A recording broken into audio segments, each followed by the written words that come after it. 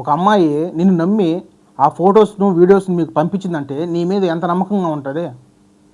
నువ్వు తీసుకెళ్ళి ఒక కొర్జాలాగా ఆ వీడియోస్ మార్ఫింగ్ చేసేసి ఆ అమ్మాయిని ట్రోల్ చేయటం, అలాగే ఇంటర్నెట్లో పెట్టాలని భయపెట్టడం, డబ్బులు లాక్కోవటం, ఇదేనా మీకు మంచి పని? అందరికీ నమస్కారం. నా పేరు హరినాథ్. నేను కువైట్లో ఉంటాను. నేను కొత్తగా యూట్యూబ్ ఛానల్ క్రియేట్ చేసిన. నా ఛానల్ నేమ్ వచ్చేసి SVKD వ్లాగ్స్. సబ్స్క్రైబ్ చేసి పెట్టేసుకోండి. పక్కన ఉన్న గంట సింబల్ కూడా యాక్టివేట్ చేసుకోండి. ఇలా చేస్తేనే నా వీడియోస్ మీకు వస్తాయి. ఇప్పుడే చేసి పెట్టండి, తర్వాత మర్చిపోతారు. మనం ఈ వీడియోలో ఒక వ్యక్తి కువైట్కి వచ్చినప్పుడు, అమ్మాయి కావచ్చు అబ్బాయి కావచ్చు, ఎవరైనా కువైట్కి వచ్చినప్పుడు ఏ విషయాల్లో చాలా అంటే చాలా జాగ్రత్తగా ఉండాలనేది ఈరోజు ఈ వీడియోలో చూద్దాం. ముఖ్యంగా ఎవరైతే ఇంట్లో పనిచేస్తారో అలాగే బయట పనిచేస్తారో మనం ఒకటి గుర్తుపెట్టేసుకోండి. కువైట్లో ఎవరైనా సరే స్వార్థంగా బతకడం నేర్చుకోవాలి కూడా. ఎందుకంటే ఇక్కడ ఇది శాశ్వతమైన లైఫ్ కాదు. ఒక 2-3 ఏళ్ళు, 4-5 ఏళ్ళు, ఒక 10 సంవత్సరాలు, 20 సంవత్సరాలు ఉంటారు ఇక్కడ. ఎన్ని సంవత్సరాలు ఉన్నా మన సొంత దేశానికైతే ఖచ్చితంగా వెళ్ళాలి. కాబట్టి స్వార్థంగా ఉండటం నేర్చుకోండి కువైట్లో ఎవరైనా సరే. ఎందుకంటే అలా ఉండటం వల్ల 10 రూపాయలు సంపాదించుకుంటాం, అలాగే జాగ్రత్తగా ఉంటాం, మన ఫ్యామిలీని కాపాడుకుంటూ ఉంటాం. ఇప్పుడు ఈ వీడియోలో కొన్ని విషయాల్లో, నేను అబ్జర్వ్ చేసిన విషయాల్లో 10 విషయాల మీద చాలా అంటే చాలా జాగ్రత్తగా ఉంటేనే ఇక్కడ గల్ఫ్ కంట్రీస్లో ఎవరైతే ఉన్నారో వాళ్ళైతే విజయాన్ని సాధించుకొని ఇండియాకి అయితే వెళ్ళిపోతారు క్షేమంగా. దాంట్లో మొదటి సమస్య వచ్చేసి, ఈ సమస్యలు ఒక 10 రాసిన అనమాట. ఒక 10 మీరు ఏమన్నా ఇంకా మిస్ అయ్యింటే కింద కామెంట్ చేయండి. ఈ 10 విషయాలు అయితే నేను గమనించిన. ఈ 10 విషయాల్లో మనం జాగ్రత్తగా ఉండాలి. ఫస్ట్ వచ్చేసి సోషల్ మీడియా. ఇప్పుడున్న ట్రెండ్లో సోషల్ మీడియాతో చాలా అంటే చాలా జాగ్రత్తగా ఉండాలి. చదువుకున్నా చదువుకోకపోయినా ఈ వీడియోస్ ద్వారా ఏదో కొంచెం నాలెడ్జ్ ఉండేవాళ్ళు ఉండాలి. ఇక్కడ కోవిడ్కి వచ్చిన తర్వాత ప్రతి ఒక్కరికి మొబైల్ ఫోన్లు అయితే ఉన్నాయి. ఫోన్లు కాస్ట్లీ ఫోన్లు ఉన్నాయి, అలాగే యాక్టివ్గా కూడా ఉండారు సోషల్ మీడియాలో. ఎవరైతే ఈ సోషల్ మీడియా అయితే యూజ్ చేస్తారో వాళ్ళైతే మీ లైవ్ ఓపెన్ చేసి ఎలా అంటే అలా మాట్లాడటం కానీ, అలాగే ఒకరి విషయాల గురించి టాపిక్ తెచ్చుకొని మాట్లాడటం కానీ, అలాగే మీ విషయాలు అంటే ఆ లైవ్లో మీ విషయాలు అంటే నా ఫ్రెండ్ ఇలా ఉంది, నా ఫ్రెండ్ ఇలా ఉండేవాడు అని చెప్పి మీ పర్సనల్ విషయాలు కూడా లైవ్లో పెట్టడం వల్ల చాలా అంటే చాలా కేసుల వరకు బాగున్నా కానీ మానసికంగా క్షోభించిపోతారనమాట. అంటే మీకు ఎవరు చెప్పుకోలేరు, ఎవరు చెప్పాలన్నా నువ్వు ఎందుకు చెప్పావని చెప్పి నేనే తిడతారు. అలా కాకుండా నీలో నువ్వే కుమిలిపోతావు అనమాట దీనివల్ల, సోషల్ మీడియా వల్ల.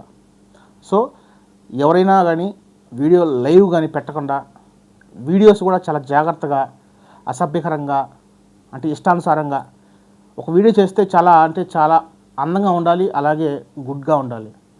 కింద బ్యాడ్ కామెంట్ల గురించి మేము పట్టించుకోము అని మీ పట్టించుకోమంటే అది కూడా అట్లాగే ఉంటుంది. మీకు చెప్పే అంత టోన్ కాదు, నేను జనరల్గా చెప్తున్నా. ఇప్పుడు మనము మన దేశంలో లేవు, పక్క దేశానికి వచ్చి ఇక్కడ బతుకుతున్నాం. సో అలాంటప్పుడు మనం కూడా జాగ్రత్తగా ఉండాలి. కాబట్టి వీడియోస్ కూడా వల్గర్గా లేకుండా చూసుకోండి. నెక్స్ట్ రెండో టాపిక్ వచ్చేసి డబ్బులు. ఎవరికైనా సరే మీరు గ్యారంటీ ఉండి డబ్బులు ఎవరికి ఇవ్వద్దు. కువైట్లో వరకు వడ్డీకి ఇప్పించమని, లేకపోతే మీరే ఇవ్వటం కానీ, లేకపోతే మీరు తీసుకోవటం కానీ, ఇలాంటి పనులు అయితే అస్సలు చేయకండి.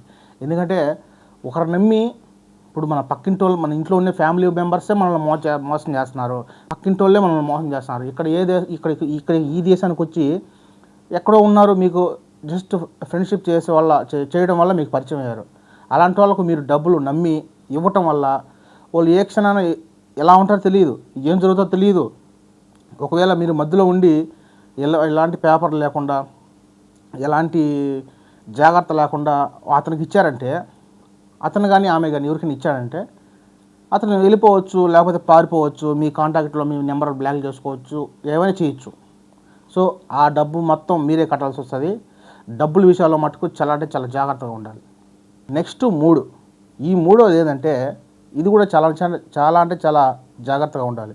ఎందుకంటే మారక ద్రవ్యాలు మీకు తెలుసే కదా, ఇంగ్లీష్లో నేను చెప్పకూడదు, మీకు బాగా అర్థమవుతుంది అనుకుంటున్నా.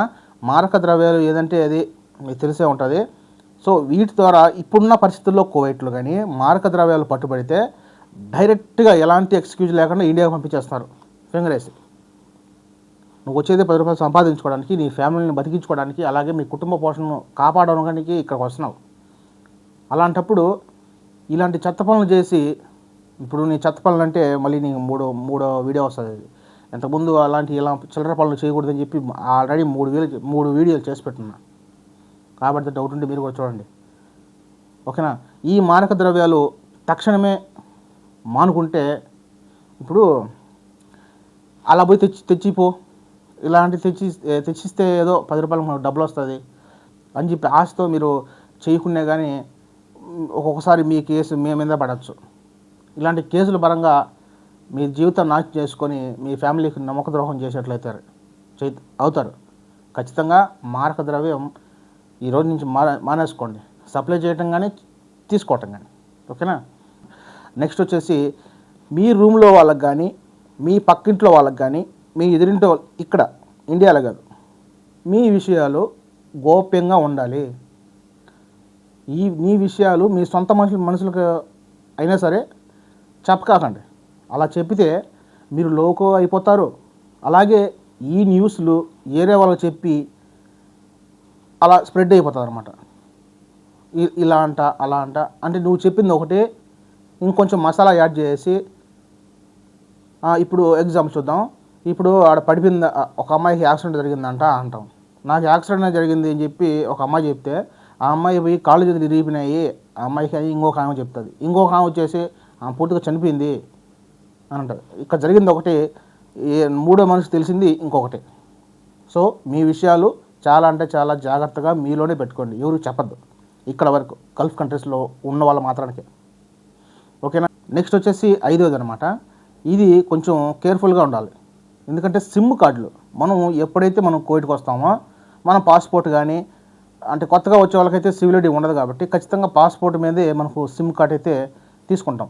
తీసుకున్న తర్వాత అది తెలియక అది పోస్ట్ ప్రీపెయిడా తెలుసుకోకుండా పడేస్తామన్నమాట. ఎందుకంటే ఆఫర్ రాలేదు, లేకపోతే జీబీలు తక్కువ వస్తున్నాయనో, లేకపోతే కాల్స్ రావట్లేదో, సరిగా నెట్ రావట్లేదు అని చెప్పి తీసేసుకుని 2 రోజులు వాడుకుంటాం, 1 నెల వరకు. నెక్స్ట్ రీఛార్జ్ చేసేటప్పటికి ఈ ఆఫర్లు అయితే కనపడవు. ఇది పోస్ట్ ప్రీపెయిడా అని కనుక్కోకుండా తీసి పడేస్తాం అనమాట. ఒకవేళ పోస్ట్ పెయిడ్ అయితే మీకు పోస్ట్ పెయిడ్ గురించి చెప్తా. ఒకవేళ ప్రీపెయిడ్ అయితే పర్వాలేదు, ఒకవేళ పడేసినా కానీ 2 రోజులు కట్ అయిపోతుంది, దాని గురించి ఏం ప్రాబ్లం లేదు. పోస్ట్ పెయిడ్ అయితే చాలా అంటే చాలా డేంజర్ అనమాట. నువ్వు ఈరోజు కొనుక్కున్నావు, నువ్వు కొనుక్కోకునే నెట్ వస్తూ ఉంటుంది. నెట్ వచ్చినప్పుడు అలాంటి నెట్ వస్తుంది అని చెప్పి మీరు రీఛార్జ్ చేయకుండా ఉంటారు. అలాగే ఇది నెట్ రావట్లేదు, అలాగే జీబీలు తక్కువ వస్తున్నాయి, సరిగా టవర్ రావట్లేదు అని చెప్పి మీరు వాడకుండా దాన్ని తీసి పక్కన వేస్తారనమాట. ఇలా మీరు కట్టుకున్నా పోస్ట్ పెయిడ్ అయితే మటుకు మీకు వడ్డీ రూపంలో వడ్డీలాగా పెరుగుతూ ఉంటుంది. నువ్వు ఎన్ని ఏళ్ళు కోవిడ్లో ఉంటే అన్ని ఏళ్ళు, ఇప్పుడు 5 దినాలు వేసుకున్నావు అనుకో, 5 దినాలు నువ్వు నెక్స్ట్ మంత్ కట్టుకున్నావు అంటే ఆ 5 అలాగా పెరిగి ప్రతి ఒక్క నెల 5 నెలలు అన్ని మీ అకౌంట్లో జాయిన్ అప్పుగా పడిపోతుంది అనమాట. ఇది పోస్ట్ పెయిడ్. ఓకేనా? ఇది కూడా చాలా అంటే చాలా జాగ్రత్తగా పెట్టేసుకోవాలి. మీరు కొనుక్కునేటప్పుడు పోస్ట్ ప్రీపెయిడా చూసి కొనుక్కోండి, అడగండి. లేకపోతే తెలియని వాళ్ళు ఎవరైనా ఇంట్లో ఆడవాళ్ళు కానీ కద్దావాళ్ళు కానీ ఎవరైనా తెలియని వాళ్ళు ఉంటే మీ డ్రైవర్ తెలిసే ఉంటుంది. అలాగే బయట వాళ్ళు ఎవరైనా మన తెలుగు ఉంటారో వాళ్ళు అడిగి కనుక్కొని, షాప్ అతను కూడా అడిగి కొనుక్కోండి. ఇది పోస్ట్ ప్రీపెయిడా. ఇప్పుడు ప్రీపెయిడ్ అయితే నెట్ రాలా పక్కన పెట్టేస్తాం. అలాగే టవర్ కట్ అయిపోయిందా అంటే నెల అయిపోయిందా, ఈ నెల రీఛార్జ్ చేసుకోకుండా రేపు నెల చేసుకుంటాం అని చెప్పి పక్కన పెట్టేసుకోవచ్చు, దాని మాట మర్చిపోవచ్చు. పోస్ట్ పెయిడ్ అలా కాదు. ఓకేనా? ఇదనమాట సిమ్ముల గురించి. ఇంకొకటి వచ్చేసి నెక్స్ట్ 6, ఇది కూడా సేమ్ అలాగే. సివిల్ ఐడి మీ బతాకు ఉంటుంది కదా, మీ బతాకు ఎవరైనా సరే మీ చేతుల ద్వారా మీరు దగ్గరుండి చేయించుకుంటేనే చేయించుకోండి, ఇవ్వండి ఎవరికైనా. మీ పేర్లతో మీ బతాకులు తీసుకుపోయి ఏరే వాళ్ళకు బ్యాంకులకు డబ్బులు పంపించడం, అలాగే ఏదన్నా సిమ్ములు కొనుక్కునేటప్పటికి మీ బతాకు ఇవ్వడం, ఇంకేమన్నా మీరు బయట ఏమన్నా షాపింగ్ చేసేటప్పుడు మీ బతాకు వాడి చేసుకోవటం, బంగారం కొనటం, ఇతర కార్యక్రమాలు ఏదైనా ఉంటాయో అవన్నీ మీ బతాక మీ సొంతానికి అయితే మాత్రానికి మీరు వాడుకోండి. ఎవరికైనా, మీ ఫ్రెండ్స్కైనా, మీ రిలేటివ్స్కైనా ఎవరైనా సరే మీ సొంత బతాకు అయితే ఎవ్వరికి ఇవ్వద్దు. బతాకు విషయంలో అంటే చాలా ఫ్రాడ్ జరుగుతున్నాయి కోవిడ్లో. మీరు అప్పుడప్పుడు చూస్తూ ఉంటారు కదా, ఫోన్లో వీడియో కాల్ చేసి షో మీ సివిల్ ఐడి అని చెప్పి ఇంగ్లీష్లో అడుగుతూ ఉంటారు కదా పోలీసు వాళ్ళు, ఫేక్. ఇలాంటి మోసాలు జరుగుతాయి అన్నమాట. ఇలాగా మీ బతాక మీద ఇంకా కొన్ని సిమ్ములు కొనచ్చు, మీ బతాక మీద ఏమైనా చేయొచ్చు ఇస్తే. సో మీ బతాకు కానీ ఎవరికి అయినా కానీ షేర్ చేయొద్దు, అలాగే ఇవ్వకూడదు. ఇది గుర్తుపెట్టేసుకోండి. మీరు ఇండియా నుంచి కోవిడ్కి వెళ్ళిన దాకా మీ బతాక మీ దగ్గరే ఉండాలి, ఎవరికి ఇవ్వద్దు. నెక్స్ట్ 7వది, ఇది అందరికీ తెలిసిన విషయమే, నేను చెప్తే కొంచెం బాధ కూడా ఉంటుంది, అలాగే కఠినంగా కూడా ఉంటుంది. మీకు అందుకు తెలిసిన విషయమే, చూస్తూ ఉంటారు కదా. ఎందుకు చెప్పనా? సహజీవనం. సహజీవనం అంటే మీకు తెలిసే ఉంటుంది, చాలామందికి క్లిక్ అవుతూ ఉంటుంది. దయచేసి మీ ఫ్యామిలీని నష్టపోకుండా, మీ ఫ్యామిలీ విడిపోకుండా, చెడిపోకుండా ఉండాలంటే ఈ సహజీవనం అనేది మానేసుకోండి. ఎవరి లైఫ్ వాళ్ళు బతకండి, ఓకేనా? ఇక్కడికి వచ్చి వీళ్ళని కాంటాక్ట్ అయ్యి మీ ఫ్యామిలీ లాగా కనెక్ట్ అయ్యి ఇక్కడికి వచ్చి కాపురాలు పెట్టి మీ ఇంటికాడ మీ లైఫ్ పోతుంది, మీ వాళ్ళ పరువు పోతుంది. ఇక్కడికి వచ్చినాక మీరు అంత ఎంత సంపాదించుకుంటారో, నువ్వు పెట్టాల్సి వస్తుంది, లేకపోతే ఆమె నీ కూడా పెట్టాల్సి వస్తుంది, ఇద్దరు లాస్ అవుతారనమాట. ఒకవేళ ఇద్దరు పోలీసులు చిక్కితే కలాస్, మీ లైఫే క్లోజ్ అయిపోతుంది. ఆడ కానీ మగ కానీ ఇక్కడ ఉండే వాళ్ళు ఎవరైనా సరే ఎన్ని సంవత్సరాలకైనా మీ ఇంటికి మీరు వెళ్ళాలి, ఆమె ఇంటికి ఆమె వెళ్ళాలి. అలాంటప్పుడు ఈ రిలేషన్షిప్ అనేది చాలా క్లోజ్గా, బంధాలను విడిపించుకోలేనంతగా పెట్టుకుంటారనమాట.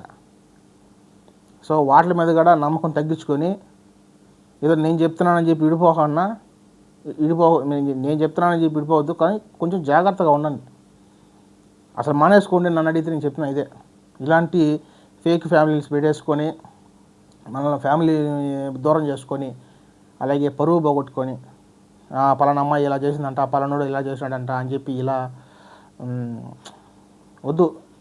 ఇది 7వది నేను చెప్పకూడదు, అది మీకే తెలియాలి, ఓకేనా? నెక్స్ట్ వచ్చేసి 8 చూద్దాం. దొంగతనాలు. కువైట్లో ఎప్పుడైనా సరే ఒక వస్తువు కానీ ఒక ఫోన్ కానీ మీకు దొరికిన సందర్భాలు ఎప్పుడైనా ఎదురుపడితే మీరు అస్సలు తగలొద్దు. మీ యాపిల్స్ అయినా దొంగతనమే. అలాగే డ్రైవర్లు బండిలో పడిపోయిన దినార్లు కానీ డబ్బులు కానీ పడిపోయింటాయి, అవి మీరు తీసుకున్నట్టు దొంగతనం అయిపోతుంది. ఇన్ని సంవత్సరాల నుంచి బాగా నమ్మకంగా ఉంటే మీ యాపిల్స్తో మనం దొంగ ఏర్పడతాం. కువైట్లో బయట ఎవరైనా పర్సులు పడిపోయినప్పుడు ఖచ్చితంగా ఎవరికైనా దాంట్లో నెంబర్లు ఉంటే చేసి ఇవ్వండి, అది ఇంకా మేలు. కానీ తీసేసుకొని డబ్బులు లాగేసుకొని, లేకపోతే ఇంకేమైనా షాపింగ్ మాల్కి వెళ్ళినప్పుడు డబ్బులు లాగటం, దొంగతనాలు చేయటం, చిన్న దొంగతనాలు చేయటం వల్ల మీరు మీ క్యారెక్టర్ కోల్పోతారు. అలాగే ఇది పోలీస్ కేసు ఏంటంటే మీరు జైల్లో కూడా వెళ్ళాల్సి వస్తుంది. ఈ స్ట్రాంగ్ ఎవిడెన్స్ ఉన్నాయి అనుకో, సీసీ కెమెరాలు కానీ ఇలాంటి స్ట్రాంగ్ ఎవిడెన్స్లు ఉంటే ఖచ్చితంగా పట్టుబడతారు, ఫింగర్ వేసి పంపిస్తారు. చూడండి, ఇప్పుడు ఒక వస్తువు 10 దినాల వస్తువు మీరు తీసుకున్నట్లయితే మీ లైఫ్ అయిపోతుంది. సో దొంగతనాలు కూడా కువైట్లో చేయొద్దు. కువైట్లో కానీ ఇతర కంట్రీస్లో కానీ దొంగతనాలు కూడా మానేసుకోండి. నెక్స్ట్ పాయింట్ వచ్చేసి 9లో వచ్చేసి మీకు ఎవరైనా పగ ఉన్నా, ఎవరైనా తప్పు చేసినా కానీ కొట్టడం కానీ, లేకపోతే ఏదైనా డ్యాష్ ఇచ్చినప్పుడు, అంటే మీకు యాక్సిడెంట్ చేసినప్పుడు, బండిలోకి గుద్దినప్పుడు ఇతర దేశస్తులు ఉంటారు, మీరు కోపం పట్ల కొట్టేస్తారు. అలా ఎవరైనా మనోళ్ళు కూడా కొట్టకూడదు. ఈ దేశంలో ఎవరిని కూడా చెయ్యెత్తి ఇతర దేశస్తులను కొట్టకూడదు. చాలా అంటే చాలా ప్రమాదం. ఒక వ్యక్తి ఏది చేసినా దయచేసి ఒక అడుగు తగ్గే ఉండండి. కానీ అతను తిరిగి మనం కొట్టినామంటే అతనికి ఏ బ్యాక్గ్రౌండ్ ఉందో, ఎంత వాస్తవం ఉందో తెలియదు. అలాగే కోటల మీదకి తిరగమలటం, దోవన బోయాలని పిలిచి గొడవ చేసుకోవటం, తిరుక్కొని మాట్లాడటం వరకు ఓకే. కానీ ఇతర దేశస్తుల మీద కానీ ఇతర వ్యక్తుల మీద కానీ మీ ఫ్రెండ్స్ ఎవరైనా సరే కోవిడ్లో ఉన్నంత వరకు ఇతర దేశస్తుల మీద చెయ్యి పడకూడదు అనమాట. ఒకవేళ మనకు వాళ్ళు వీడియట్ అయితే మనల్ని కొట్టినా కానీ ఒక తలగాయించుకోవాలి. ఎందుకంటే మన దేశంలో లేం కాబట్టి, మనం సంపాదించుకోవడానికి బతకడానికి వచ్చాం కాబట్టి ఒకరు తగ్గే ఉండటం మేలు నా వరకు. లేదు మేము ఎంత పొడుగున్నాం అంత పొడుగున్నాం, మాకింత ఎంత అంటే అది మీ ఇష్టం. మీ అప్పుడు ఉన్న పరిస్థితిని బట్టి మీరు ప్రొసీడ్ అవ్వచ్చు. ఇంకొకటి వచ్చేసి లాస్ట్ వీడియో ట్రోలింగ్ అనమాట. ఇది చాలా అంటే చాలా ప్రమాదం, అలాగే బాధాకరం.